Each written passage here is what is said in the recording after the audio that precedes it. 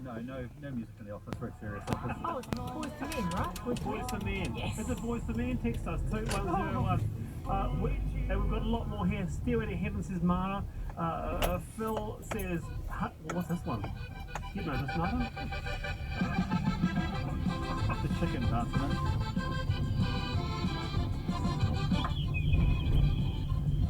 All right, that's enough. Thank you very much, Caitlin, Terry. Thank you very much for the medley there. Stephanie says my heart will go on. Jock, he actually comes on the panel. Jock Anderson says I will always love you. A totally diabolical shrieking dribble, and they keep on coming. Daryl says anything like Coldplay, and James says Friday by Rebecca Black.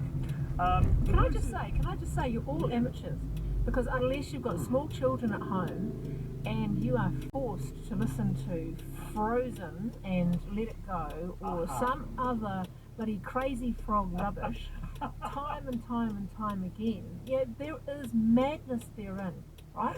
So, you know, that is parents true. have this over everybody, I'm sorry. Yes, we had a few crazy frogs. So around the panel then, what song on high rotate? Because this happened to me when I was doing a lot of painting work in Nelson. So you'd be a tradie and you would have the radio on. This is before I discovered RNZ. And so you'd be listening to Radio Nelson and Jason Mawata would be on, and all of a sudden you have a bit of Dr. Hook, you know, When You're in Love with a Beautiful Woman. That was my choice. I got a stomachache each time I heard it because it was such high rotate. And it actually, Oh, really? it was just really, I just had to down tools, have a glass of water. What about you, Martin? Oh, well, look, I mean, anything on high rotate, if it's high enough rotate, it'll drive you crazy. Yeah. I worked in a Dick Smith in the early days of my career, term career loosely, and the manager of one of the stores, he loved Ace of Base, and he had this Ace of Base CD on just rotate all day, so same song over and over again. You're kidding? No, you know, for customers it was bad enough, for people working there it was terrible. But for me, I've got this category of songs where you first hear the song and you think, oh great, I love the song, and then very shortly afterwards you realise you don't love the song, you hate the song. And for me, everything by the Eurythmics fits into that category. It's high fives. Come on. I think they suck. Yes, and unfortunately, think they suck. you don't have to hear it on high repeat because the song is repetitive in the song. Hated them in the 80s, Marmota. Hate them now. A lot of people, I've got a lot of hate issues with them. I was never a Eurythmics fan. You like Prince. He was always cool. I went to see the Eurythmics at Athletic Park in 1990, I think, or Any something, good? 85, something. Fan-bloody-tastic. Won't hear a word against them. Okay. But you see, the Venn diagram between, you know, songs I hate and songs I don't like on high rotate will pretty much be a circle, wouldn't it? I mean, it's really just... But there is this sweet spot, I guess, and a bit like what Martin says, you know, something you like, and then hello, it's fallen over the edge and you hate it. And there's a physiological response to it, yeah. Well, before we move on to our next topic, I mean, just on a more serious note, because CBC Radio did a program all about the phenomenon, and Martin, I think you pinpointed it exactly, about repetitive music negatively impacting service industry workers. And you might have experienced it yourself, whether you work in retail or an eatery, where you're subject to a tight rotating songs, which is fast becoming irritating. So, what do you make of that aspect of it, Marmota? I mean, Jessica Grahn, a neuroscientist, was quoted as saying it can be quite debilitating when someone else has the control, you know, of our sonic environment. Yeah, It's a fair point, isn't it? Yes, absolutely. But then again, I keep coming back to the drudgery that is parenting. And, you know, in order to keep the peace at home or to kind of get through the day, you subject yourself to the kind of music that you would never listen to yourself. And I don't know, maybe that explains some of the physiological response I had during my formative parenting years. We're just unlucky that the Wiggles have got such a broad catalogue of work. No! I just had a gut response. Actually, that's a really good point. I mean, I've been wiggled out. Fruit salad. Yeah, hot Yummy, potato. yummy. Yeah. Hot potato. Yeah, but Hot potato. some of their new work shows some good variation. Stick with it. Hot potato. Well, 20 minutes to 5, you are on the panel. Oh gosh, what a response. By the Rivers of Babylon, Baby Shark on repeat. Michael Bolton sings in Georgia. That song, No Matter What, by Boys Are Not Boys to Me. Oh, no. So there you go. I'm actually seriously allergic to bat out of hell, seriously. Another one here. You drive me crazy by the fine young cannibals, says Tim in Warrington. Yes, indeed. They are all terrible. Right, to another track, very, very different, another article. Another piece on stuff, a really unusual piece actually, but it's an issue that's been on the go for a long time. It's all about the high cost of dental care. Says Peter Mackenzie's piece, our dental care is so severe that universal publicly funded dental care has rocketed to the top of the progressive political agenda. A checkup, depending on who you go to, can cost up to $645, checkup, x-ray, filling, a clean. And what all this means is that there is a big drop in the number of people seeing a dentist. Just 40% of us see one regularly. Now, before we go to our guests, Martin, this at a time when we are starting to look at the importance of oral health to overall general health. I mean, the two don't exist in a vacuum. No, that's right. And people who've had a tooth rot out and that sort of thing will know how debilitating it can be and how much it affects them. And then they'll also know how expensive it is to get it sorted out. So, it's certainly a big issue. For me, the interesting thing is where you can actually intervene if the cost overall is so high. Where do you start trying to put your money to turn the corner? What, Marmara, would you be interested in seeing happening? I mean, the issue very much affects all. It's quite malevolent, isn't it? The middle income as well as the poor. That dental health is the last on the list of bills to pay. And also, there are good study out there, there's good research out there which talks about the link between dental health and morbidity and mortality. So, for example, I looked this up before I came, there's a study that on the French population involving 76,000 people, IPC study I think it's called, and written up in 2017 I think, and looked at 76,000 people and their oral health, and they tracked them. It was a long-term longitudinal study, and they tracked them to the point at which they died. And I'm not quite sure how long the study went, but there was a definite link between oral health and the lack thereof, particular levels of plaque, for example, and gum disease and cancer, all kinds of cancers. So, we've got to invest in dental health, and I've never really understood why dental health has been kind of excluded from that public health umbrella to the same extent, to a larger extent than other forms of health cost, because and especially the research is there that it's so vital for our bodily health as well. Just briefly, Martin, I mean, what are your own experiences around dental health? Is it something that you will place as a priority, or do you fall into that large category of people that actually... I go to the dentist if I need to. Yeah. Do I go regularly? No, because you pay a whole lot of money for someone to scrape your teeth. I mean, I can go home and scrape my own teeth. And it seems Right. crazy, but I mean, it's Okay. not recommended if anyone's thinking about doing it. You tend to do it the last, but just because it's so expensive and You see, doesn't feel like a lot of value. you see, I do. I'm one of the few who do a very regular checkup because I was in a situation in my early 20s where I didn't go for a long time, and I paid a lot of money, several thousand, about $3,000. And I thought I'd never do that again. So more regular and less money up, in the long term. Dr. Jonathan Broadbent is Associate Professor at the Otago School of Dentistry. Welcome, Jonathan. Good afternoon. Would you recommend going more regularly than leaving it off? Yeah, especially times over 9, and that's certainly that data is certainly true when you apply it to dentistry. Something left to the later stages as those teeth become not savable. If you want to do something to replace a missing tooth, it can be extremely expensive, whereas if that same problem is addressed field at an early stage, it could stop the progression. What do you see working at the fair as the biggest issue? I mean, this issue really separates, doesn't it?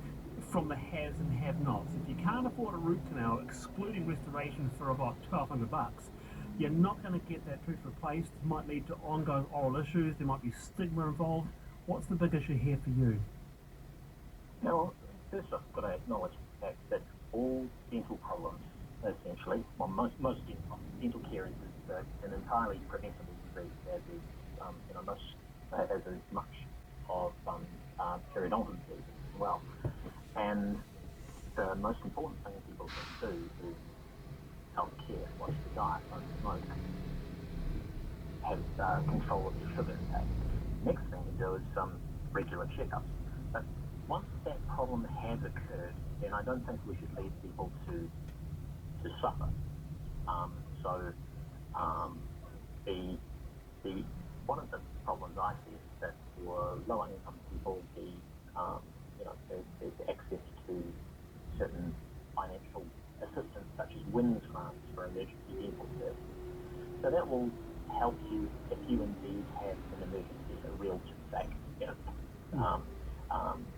Preventive care is not funded as part of that. So suppose you've got a toothache. Well, back in the 90s when those grants came in place, they were $300 at the time, and the average cost of an average size filling was $50. Gosh. Ignoring all of the things about inflation and things like that, the average filling nowadays, so the average amalgam filling back in the 90s was about $50. The average tooth-coloured filling, which is 90% of what we do nowadays, is $250. So but the WINS grant is still capped at $300. I see. Yeah. So the price of the cost of dentistry has gone up, sure, and probably the amount that the profit that's in dentistry maybe has risen as well.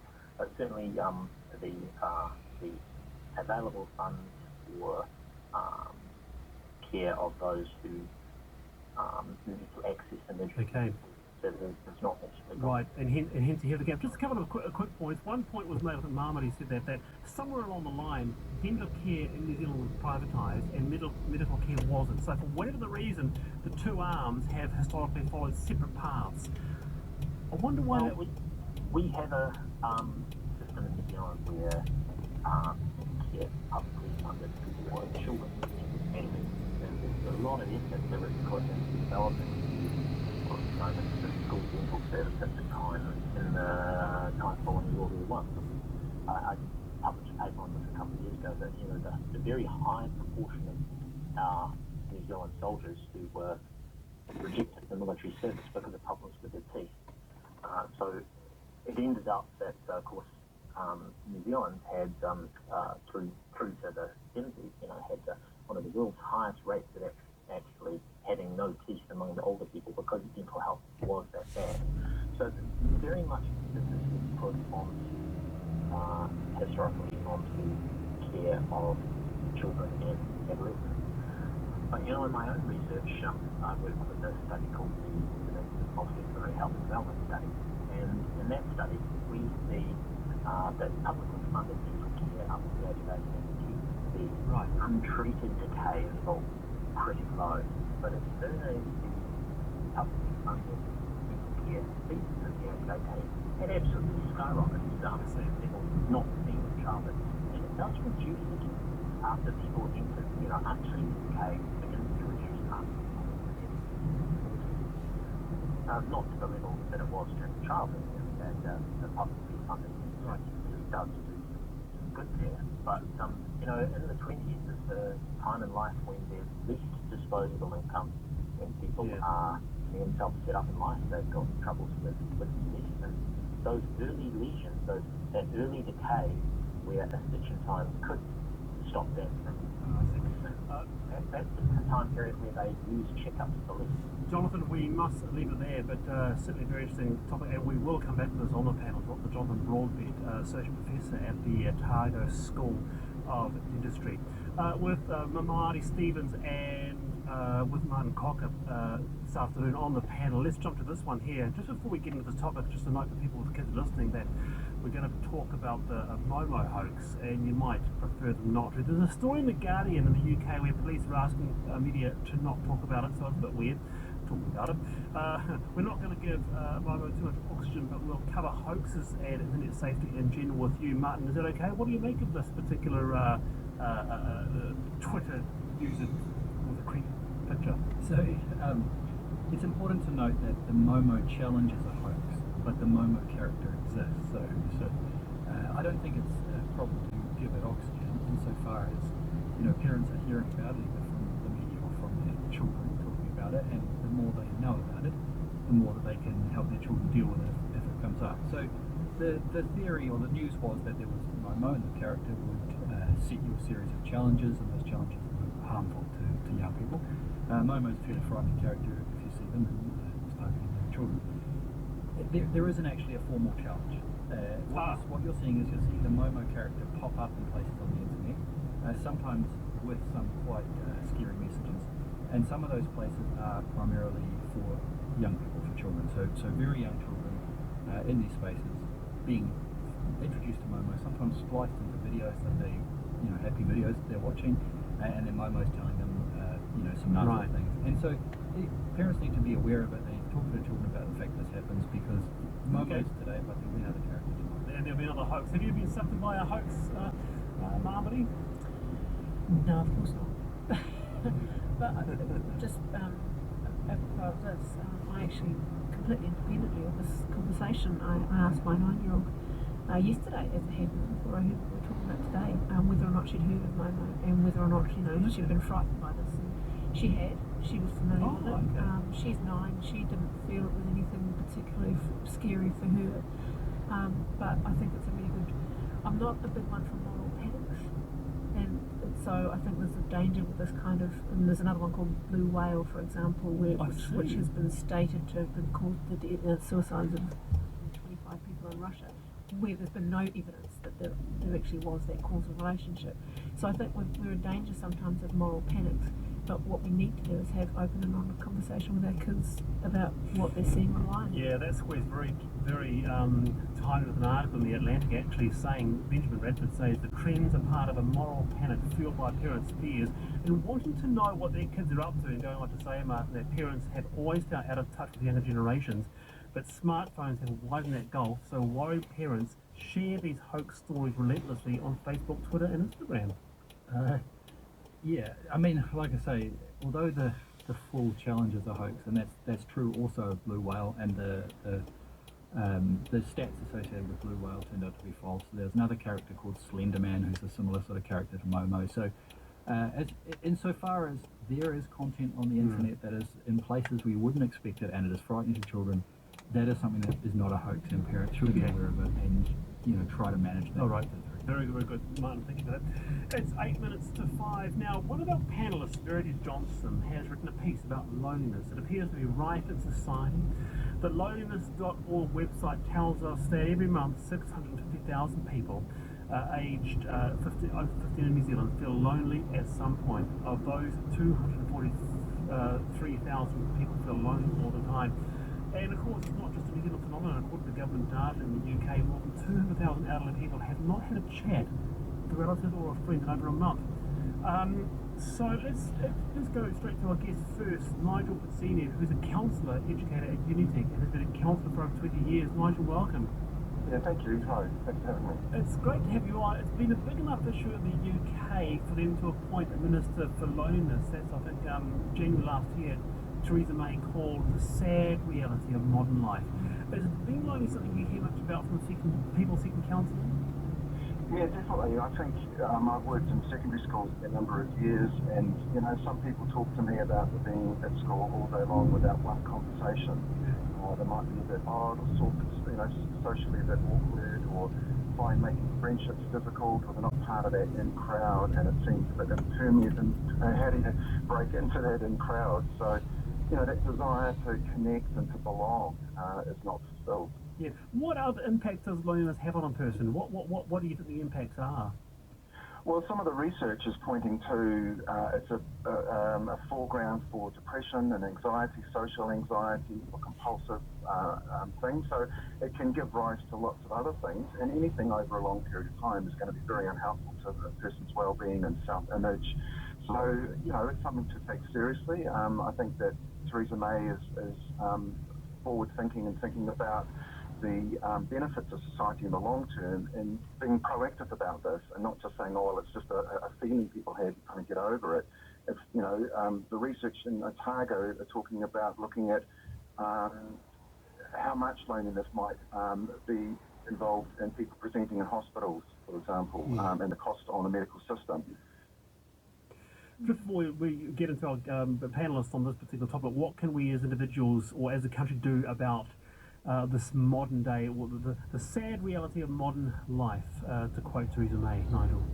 Yeah, that's a good quote, isn't it? So connection is really important. We all need connection. We need to belong. We need to have people where we feel deeply connected and understood. So there's just making that connection to people, going out of our way to connect with others, not stigmatizing and blaming those people who might be experiencing loneliness. That stops people really from sharing that they're lonely. We can be in a crowd, we can be in our families, we can be partnered and still feel lonely. Yeah. And for us to understand that is really important, that it's not unusual or means there's something wrong with that person. It's just, a part of our society of reaching out and being involved with one another like we used to be, really. Yeah, like we used to be. Hey, Nigel Patini, counsellor, educator at Unitec, counsellor for 30 years. Nigel, thank you. Marmody, you first. It's profoundly sad, isn't it, to hear that 200,000 people in New Zealand might go a month without having a conversation with a relative or a friend. Yeah, I've got a friend of mine who, she's a local priest at a local church in Newlands, and what she does, she doesn't tend to stand at the pulpit very much. She's a very humble and quiet lady. She's in her 60s, and she just goes and visits people. She knocks on doors at the flats at the back of our community centre, and she asks if people are hungry, and she takes them food. And that kind of outreach, that kind of conversation that she enters into, just in a very humble and quiet way, I just think that's transformative, or potentially transformative for those people who come in contact with her. And that's some of what we're seeing, I think, is because of some of those social institutions, and church just being one of those, but there's lots of other social institutions too, where people would know who you were, where you lived, what you did. So I think, not that I'm not one to say, it used to be great in the good old days. I'm not one of those people at all, but I think we do kind of have to be mindful of each other. Yeah, that's probably breaking someone's loneliness is as easy as basically just checking how they are, leaning over the fence and saying, good point, going, because your neighbour lives alone or something like that, and that breaking up their day with a bit of connection. Don't you find it ironic, and here you are as CEO of NetSafe, that in an age where we've never been more connected, I can know what my friends are doing in Tokyo or Lisbon. Yep. We're so connected, and yet we are so alone. Well, the irony is extraordinary. Yeah, it is. And I guess the thing with social media is that most of the time people are broadcasting information about themselves, not actually connecting with you on social media. They're not having a meaningful, conversation. They're not talking and asking. They're just telling you what's going on. So all of that information is not actually connecting and breaking down loneliness. And then people who are disconnected from their family, social media is probably only going to rub that in, because they're going to see all this stuff going on in their park. Well, as an antidote to that, Marmody, I'm going to take a weekend off, go to the beach with my little 60-month-old, and take a walk along the beach with little Wallace Jr. How about that? Fantastic. Perfect. You have been a wonderful panel, Marmody Stevens and Martin Cocker. Thank you very much for joining us. Thank you to Julie for the week. Thank you. And see you bright and early, 3:45 p.m. on Monday. See ya.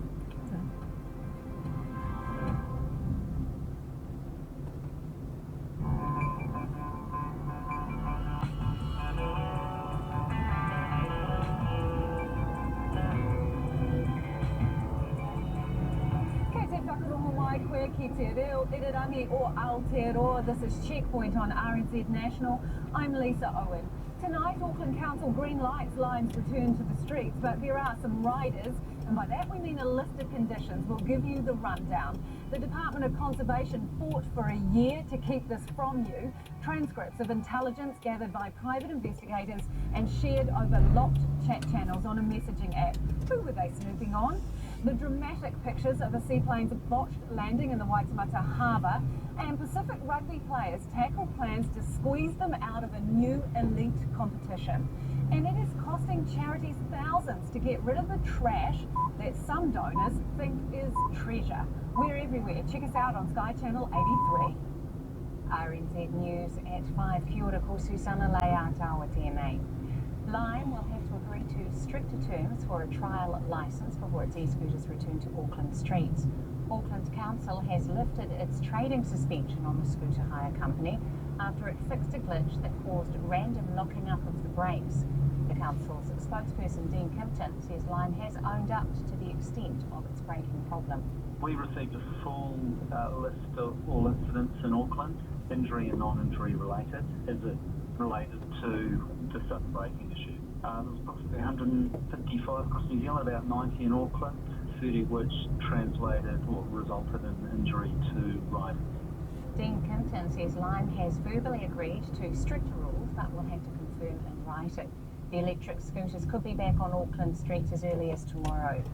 Canterbury's police superintendent says his frontline officers are carrying pistols in response to a specific situation, and it's not a new approach. Police officers in Christchurch will be carrying firearms in holsters until a wanted man is arrested or hands himself in. Katie Todd reports. The man is wanted in relation to 2 armed attacks in the district on Saturday and Tuesday. Police officers were shot at from the window of a car before exchanging shots with another wanted man in a Christchurch street.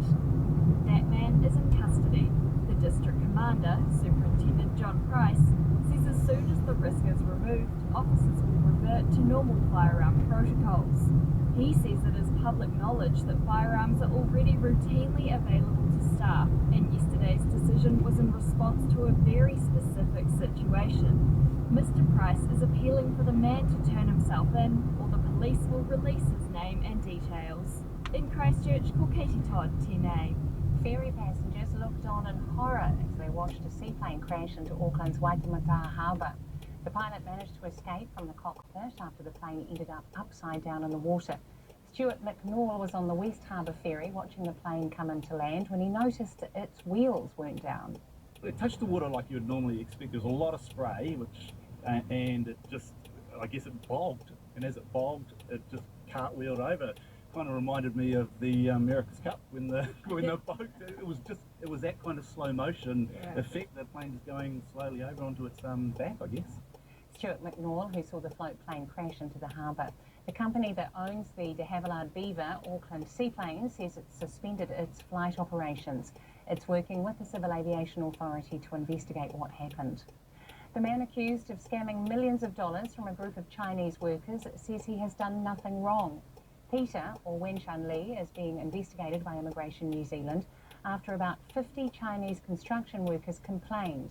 They say they paid tens of thousands of dollars to Mr. Li for a work visa but did not get the work or pay they were promised. Mr. Li denies the allegations. His lawyer, Adam Simpringham, says Mr. Li has filed a statement to the Employment Relations Authority. Subcontractors say they're the ones who will take the hit with construction company Arrow International getting into financial trouble. The company announced yesterday it has gone into voluntary receivership. The managing director of Smith Crane and Construction, Tim Smith, says he's worked for a few companies that have gone under. He has 4 cranes on 3 different Arrow sites, 1 in Wellington and 2 in Auckland. He says he's lost about $5 million over about 8 years. Obviously, all those contractors, we all become more suspicious and more risk adverse. We've got a choice to make whether we insist on payment bonds and that sort of thing. But in a competitive industry, quite often, if you seek those or demand those, what they do is say, hey, we don't want you all those providers, we take the risk. Tim Smith says the industry is badly structured. Another Queensland fruit fly has been found on Auckland's North Shore, resulting in further restrictions on the movement of fruit and vegetables. The male fly was discovered in a trap just outside the Zone A controlled area, but within Zone B in Northcote. Katie Doyle reports. This is the 3rd time the species has been found in Northcote. It was about 270 metres away from the last detection there. The Ministry for Primary Industries says while the find is disappointing, it does show the effectiveness of the surveillance program. Its biosecurity spokesperson, Catherine Duffy, says there is still no evidence of an established breeding population. Dr. Duffy says it's important people in the affected zones keep up to date with the latest information so they adhere to movement restrictions on produce. Ko Katie Doyle, tēnei. A preschooler from Rangiora has become the 5th person to contract measles in Canterbury this week. The District Health Board confirmed the case this afternoon after confirming an outbreak of the highly contagious disease in the region on Tuesday. 4 other people from Rangiora and 1 from Christchurch have contracted the highly contagious disease. None were immunised against it. Dunedin's Deputy Mayor Chris Staines hopes the official opening of the city's separated cycleway marks the end of rising tensions between motorists and cyclists. The contentious $8 million project runs along Central and North Dunedin's state highway system. The change was needed after the deaths of cyclists on the road in 2011 and 2012. Mr Staines says the lack of growth has meant motorists have been able to travel unimpeded for years, but growth is now within the city. It's coming up to 6 minutes past 5. Centuries to Jeet Raval and Tom Latham have put New Zealand in a commanding position in the first cricket test against Bangladesh in Hamilton. Raval scored his maiden test century, making 132 as he and Latham, who made 161, put on 254 for the opening stand. A short time ago, the Black Caps were 352 for 3, giving them a 118-run first innings lead. New Zealand rugby boss Steve Tew says the release of details surrounding a proposed World League means any new competition is now further away from coming to fruition. The competition would involve 12 teams made up of the 4 rugby championship teams, along with Japan and the United States, and the 6 nations teams in a round-robin competition. It would not include any Pacific nations. Tew says the proposal has drawbacks as far as New Zealand is concerned, but is one of several World Rugby has been considering, although all will involve compromise. Probably further away today than we were 48 hours ago, probably because we've ended up with a debate in the public arena that's not completely fully informed. It doesn't give everybody a chance to share their views, so it's not our way. We have discussions in the media until we've got one.